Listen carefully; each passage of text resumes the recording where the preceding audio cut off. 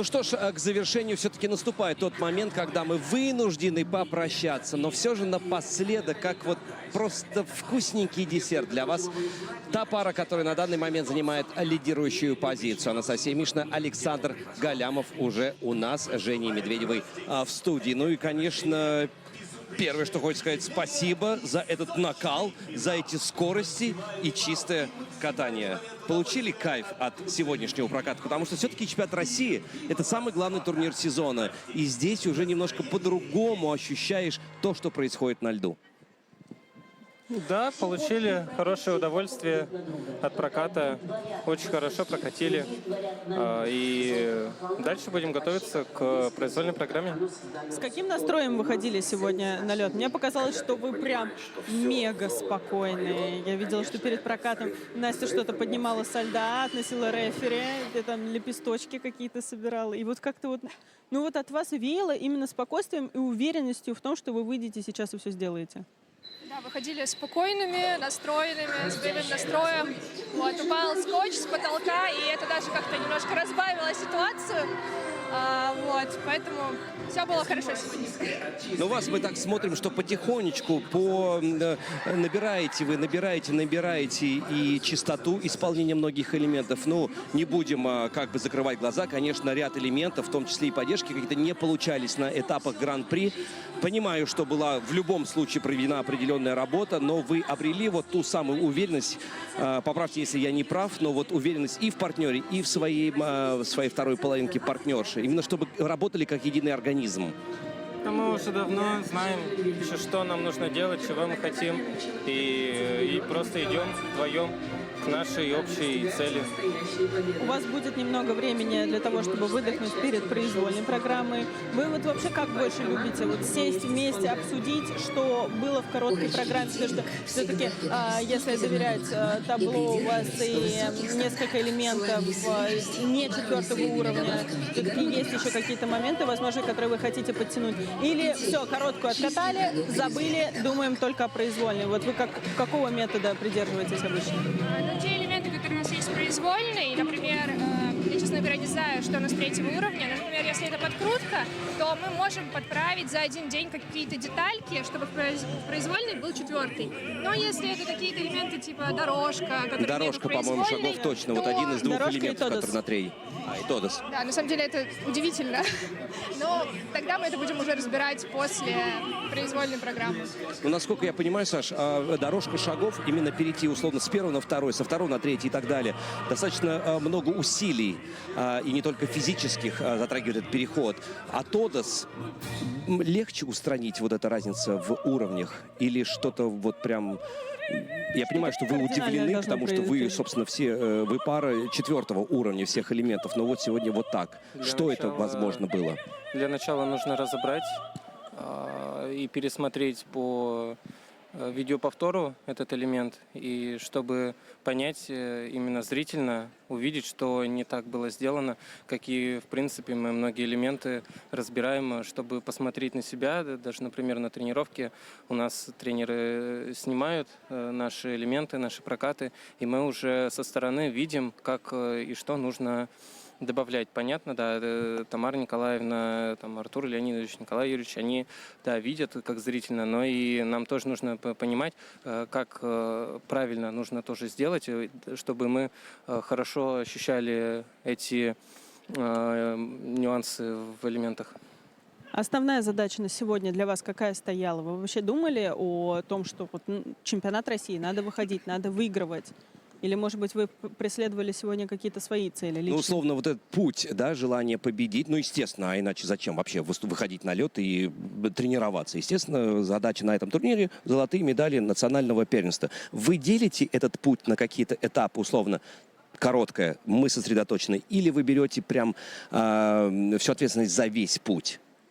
Скорее задача сделать каждый элемент, то есть перед каждым элементом думать про вот этот конкретный элемент.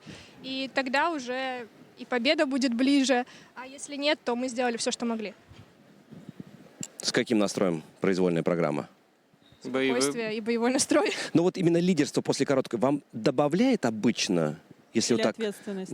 или наоборот, как бы выходить на лед произвольной программы, будучи лидерами турнира, это давит или наоборот добавляет?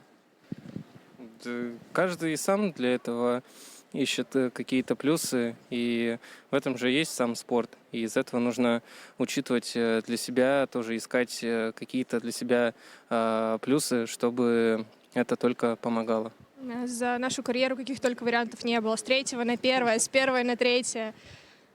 Поэтому Ну, лучше остаться на том, что вы делали часто. Это с 1-го и на 1-е. очень будем стараться. Остаться на этой траектории. У вас есть еще немного времени до произвольной программы, целый день тренировочный. Мы желаем вам проверить все элементы, убедиться, что у вас все на месте, успеть отдохнуть, вкусно покушать, поспать, восстановиться. Я вижу, как ребята заулыбались. Это абсолютно точно нужно для полного восстановления спортсменов. Мы желаем вам просто вот выйти спокойно, откайфовать в произвольной программе. Не Ну, смеем вас желательно больше. с чистыми элементами. Желательно, конечно. Желательно с хорошими баллами, чтобы мы все кайфанули. Леша, давай больше не будем держать ребят. У нас еще на подходе Максим Троньков. Он здесь где-то бегает рядом. Сначала мы послушаем о том, что сказали Байков и Козловский после короткой программы. Ну а сейчас прямо мне вспомнилось о том, как «Зенит». «Зенит» тоже же немножко сложно втягивался в сезон, но сейчас выигрывает одну игру за другой. Собственно, раз сердце твое принадлежит футбольному клубу «Зенит», то и желаем, чтобы вот вместе с ним также продолжать штурмовать все новые и новые победы. Спасибо. Спасибо. Спасибо. Удачи в произвольной. Ну а сейчас давайте послушаем все-таки Байкову и Козловского. Ребят, спасибо вам большое за это выступление. И, вы знаете, я голосовал против упаднических настроений, поэтому, пожалуйста, улыбнитесь. Вы молодцы, и вы все умеете в этом виде спорта. Как сами можете оценить эту короткую программу, короткий прокат на чемпионате России? Я могу сказать, что прокат получился нормальным. Да, была допущена у нас одна ошибка, но в остальном, я могу сказать, прокат был хорошим. За него мы получили приличные баллы. Находимся в борьбе. Я думаю, что такой самый минимальный план мы выполнили, и в определенный диапазон баллов мы также попали. Саша, ведь даже после обидной помарочки собрать программу и додержать – это тоже большая победа, не так ли? Ну, это короткая программа, тут не так много элементов, поэтому не так сложно себя собрать после этого.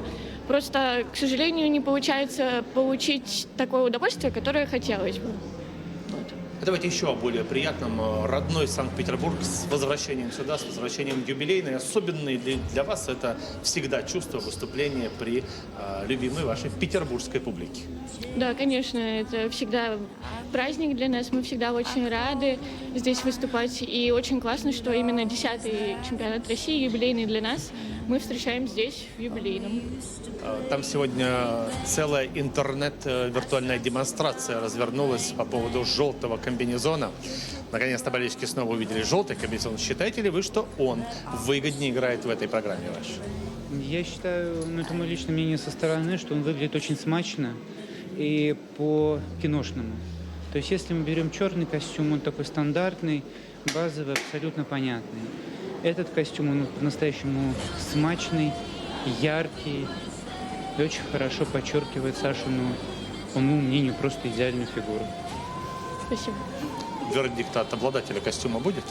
Ну, я считаю, что этот костюм очень заметный, потому что желтый цвет не так часто можно увидеть в фигурном катании, и он, именно этот костюм, привлекает больше внимания к себе.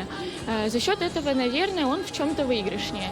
Но черный костюм я тоже очень сильно люблю, потому что это такая прям кутюрная работа. Это платье было вдохновлено Жан-Полем Готье, его коллекцией, по-моему, 2000 года. Вот, поэтому мне два костюма нравятся, просто в определенных ситуациях мы подбираем определенные костюмы. Сейчас нужно было особое внимание, поэтому желтый. Перед произвольной программой, как правильно провести день перерыва, как разгрузить голову, в хорошем понимании этого слова, как готовить себя эмоционально? Провести легкую, ненапряженную тренировку и все. Желаю вам хорошей тренировки и хорошей произвольной программы. Главное, чистой. Спасибо большое. Спасибо. Мы тоже желаем ребятам хорошей произвольной программы. Это были Александра Байкова и Дмитрий Козловский. Мы благодарим всех наших зрителей, а мы отправляемся на заслуженный отдых до завтрашнего утра. В 8:30 уже начинаются тренировки. Вы можете подключиться к трансляции и следить за тренировками вместе с вами. Ну а турнир начинается в 15:30. Записывайте, не забывайте и оставайтесь с нами. Сначала будут женщины, а потом мужчины. И, друзья, заводите, пожалуйста, свои будильники, просите своих знакомых напомнить, разбудить вас, для того, чтобы в 8:30 уже, собственно, лицезреть то, что будет происходить здесь, в Ледовом дворце. Как говорится, турнир нельзя выиграть тренировками, но по этим самым тренировкам у нас у всех может сложиться впечатление о том, насколько богат внутренний мир того или иного спортсмена. Обо всем этом, вновь повторюсь, в 8:30 уже завтрашнего дня трансляции здесь, из Ледового дворца. Но основные турниры в 15:30. А мы Женя Медведева, двукратная чемпионка мира. Ягудин. Чемпионат России на первом пропустить нельзя. До завтра.